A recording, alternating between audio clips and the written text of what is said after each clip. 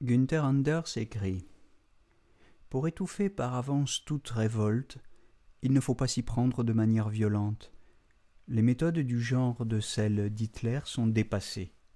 Il suffit de créer un conditionnement collectif si puissant que l'idée même de révolte ne viendra même plus à l'esprit des hommes.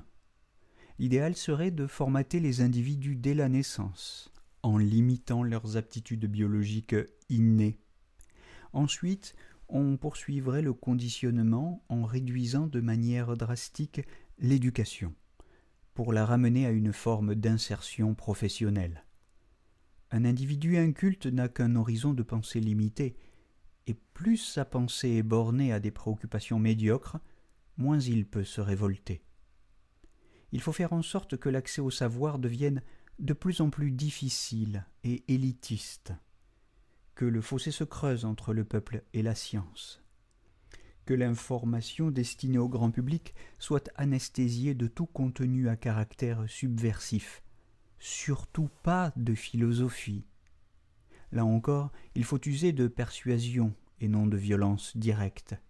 On diffusera massivement, via la télévision, des divertissements flattant toujours l'émotionnel ou l'instinctif. On occupera les esprits avec ce qui est futile et ludique.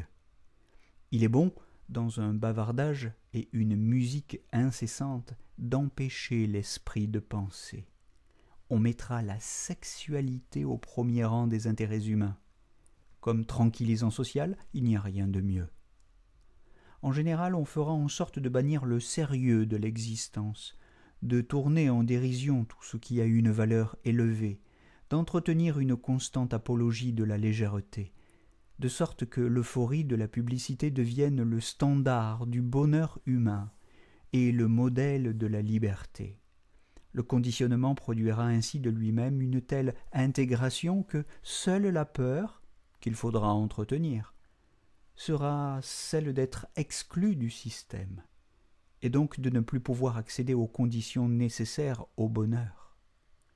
L'homme de masse, ainsi produit, doit être traité comme ce qu'il est, un veau, et il doit être surveillé comme doit l'être un troupeau. Tout ce qui permet d'endormir sa lucidité est bon socialement. Ce qui menacerait de l'éveiller doit être ridiculisé, étouffé, combattu. Toute doctrine mettant en cause le système doit d'abord être désignée comme subversive et terroriste, et ceux qui la soutiennent devront ensuite être traités comme tels. Günther Anders, L'obsolescence de l'homme, 1956. Voilà, je vous propose ce texte comme point de départ d'une réflexion sur la politique. Quelle idée de la politique se dégage de ce texte ? Quelle idée du bonheur se dégage de ce texte ? Quelle idée de la liberté ? Quelle idée de la philosophie ? Qu'est-ce que la société ? Qu'est-ce que la société moderne ? En particulier avec ses moyens de communication modernes ?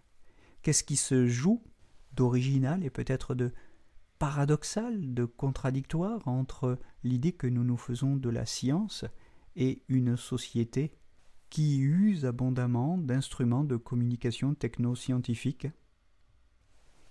Qu'est-ce qu'une société idéale ? Qu'est-ce qu'une utopie ? Qu'est-ce qu'une dystopie ? Et comment dans cette société dystopique moderne l'homme est-il traité ? Comment penser le statut de l'homme animal dans un tel contexte ? Qu'en est-il de sa raison, de sa rationalité ? Où est la violence dans une telle société ? Quelle différence y a-t-il entre cette violence-là et celle des régimes nazis qu'évoque Günther Anders au tout début du texte ? Voilà quelques questions que je vous propose pour discuter ce texte, mais l'objectif de ce post était, comme d'habitude avec les textes, de vous les donner à entendre, tout simplement. Et à bientôt pour d'autres lectures. Belle journée à tous.